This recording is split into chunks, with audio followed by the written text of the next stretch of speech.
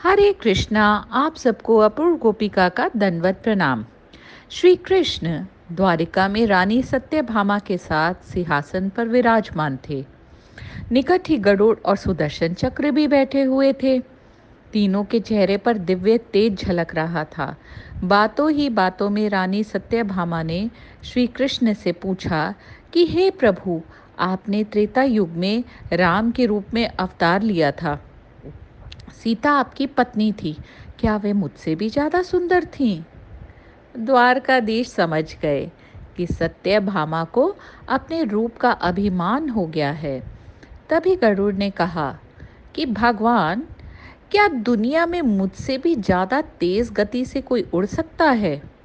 इधर सुदर्शन चक्र से भी रहा नहीं गया और वह भी कह उठे कि भगवान, मैं बड़े बड़े युद्धों में आपको विजयश्री दिलवाई है। क्या संसार में मुझसे भी शक्तिशाली कोई है? भगवान मंद मंद मुस्कुरा रहे थे। वे जान रहे थे कि उनके इन तीनों भक्तों को अहंकार हो गया है और इनका अहंकार नष्ट होने का समय आ गया है। ऐसा सोचकर उन्होंने गरुड़ से कहा कि हे गरुड़, तुम हनुमान के पास जाओ और कहना कि भगवान राम माता सीता के साथ उनकी प्रतीक्षा कर रहे हैं। गरुड़ भगवान की आज्ञा लेकर हनुमान को लाने चले गए। इधर श्री कृष्ण ने सत्यभामा से कहा कि देवी, आप सीता के रूप में तैयार हो जाएं, और स्वयं द्वारकाधीश ने राम का रूप धारण कर लिया। मधुसूदन ने सुदर्शन चक्र को आज्ञा देते हुए कहा कि तुम महल के प्रवेश द्वार पर ही पहरा दो और ध्यान रहे कि मेरी आज्ञा के बिना महल में कोई प्रवेश ना करे। भगवान की आज्ञा पाकर चक्र महल के प्रवेश द्वार पर तैनात हो गए।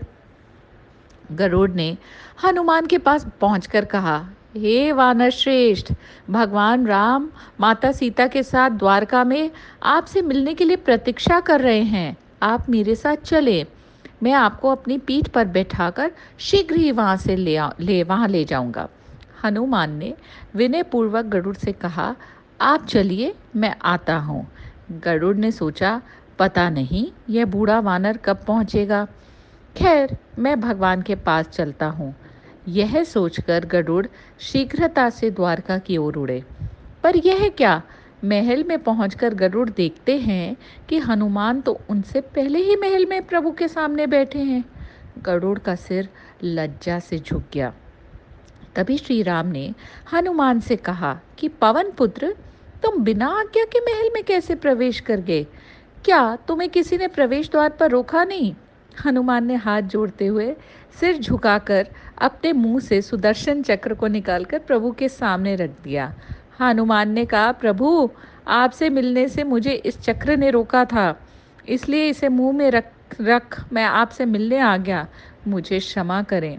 भगवान मंद मंद मुस्कुराने लगे। हनुमान ने हाथ जोड़ते हुए श्री राम से प्रश्न किया, हे प्रभु, आज आपने माता सीता के स्थान पर किस दासी को इतना सम्मान दे दिया? वह आपके साथ सिंहासन पर विराजमान है। अब रानी सत्यभामा के अहंकार भंग होने की बारी थी। उन्हें सुंदरता का अहंकार था जो पल भर में चूर हो गया।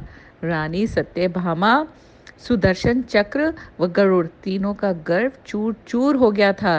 वे भगवान की लीला समझ रहे थे। तीनों की आंख से आंसू बहने लगे और वे भगवान के चरणों में झुक गए। अद्भुत लीला है प्रभु की, अपने भक्तों के अहंकार को अपने भक्त द्वारा ही दूर किया। तो हम में भी अहंकार ना बढ़े, तो उसके लिए हमें हमेशा भगवान से प्रार्थना करती रहनी पड़ेगी। तो कैसे करेंगे? जपते रहिए और खुश रहिए। हरे कृष्णा कृष्णा कृष्णा हरे हरे, हरे राम राम राम हरे हरे।